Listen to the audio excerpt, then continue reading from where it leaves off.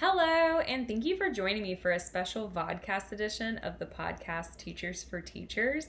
My name is Hannah Miles, and I recently joined our Teachers for Teachers hosts, Aubrey and Joanna, and we talked about how I use movement in my classroom as part of the Power Up 30 program that my school has started using. So today I'm going to talk about how I incorporate movement into my daily sight word practice in my first grade classroom.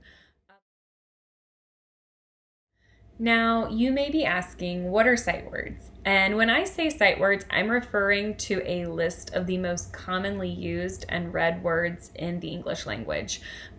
These words are also sometimes referred to as dolch words or fry words, and those are popular lists of these commonly used words that are kind of set by grade level at which, students should be learning them, able to read them because they occur in text so frequently. And these sight words are pretty commonly practiced and learned throughout the primary grades. Here's a list on the screen. Teachers essentially want students to have these words memorized so that when they come across them in text, they can read them automatically. These words are also often not phonetic, so they can't really be sounded out. An example of this would be the word because. If I were a first grader and were to sound this out, I would sound it out like b-ek, a-z, and probably lose the meaning of this word in text. So it's important to memorize these words so that way when students come across them, they know them right away and can keep reading. Practicing and knowing these sight words can help a student read fluently and therefore help them better understand what it is they're reading. In the past, I've had students practice them using flashcards, so I would hold up a flashcard, give a student, less than 5 seconds to read it and put it down. Those they didn't know would go in a pile, those they did know would go in a pile, and we would kind of keep practicing that way.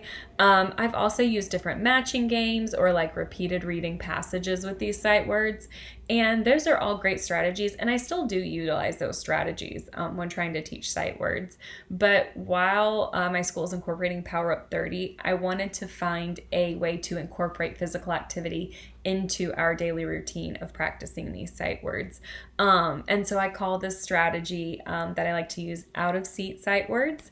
And I utilize a PowerPoint that flashes onto my smartboard. And so it'll kind of flash these different sight words onto the screen. And that sight word is only going to be up there for about a second before it changes to the next. It looks like this. Students are standing up spread out throughout the room and read these words out loud as they come across the screen. Now, students who don't know the words are hearing their peers read them and therefore getting exposed to these new words. After 5 to 10 sight words have appeared on the screen, a physical activity slide shows. The slides look like this and show students some sort of exercise to do. I have slides that show lunges, squats, jumping jacks, and sit-ups. These slides appear for about 10 seconds and give students a chance to move and get a quick break before the next set of words will appear on the screen. Here is some footage from my classroom of my students doing their out-of-seat sight words.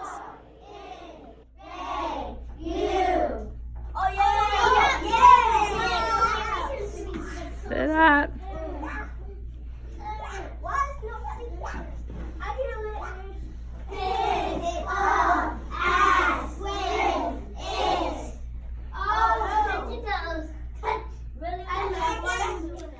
I have really enjoyed using this strategy in my classroom. I start off the week by showing just those 10 new sight words. And then later on in the week, I'll kind of add in old sight words that we've learned just to kind of keep students aware of those words and keep them practicing, keep randomizing the order so students just aren't memorizing those words for the week and then kind of losing them. This strategy only takes about 2 to 3 minutes in the classroom, and after that, students start to get pretty tired from the exercises, so I wouldn't encourage it any more than 3 minutes. This strategy makes for a great transition between activities, so like from a desk to floor activity, or just to kind of mark a little time period in between two things. And if you don't think, though, that this strategy is going to work for you in your classroom, I do use other sight word strategies and practices that allow my students to kind of still get up and move around the room. I will place sight words on index cards around the room and have students scavenger hunt these words with a partner.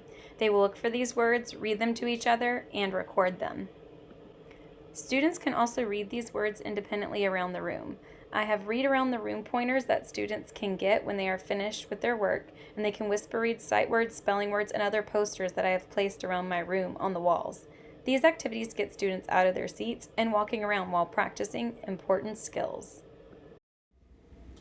So those are all the ways that I get my students moving while we're practicing our sight words. I hope you enjoyed this podcast and that you learned about some ways to kind of fit physical activity into a classroom routine.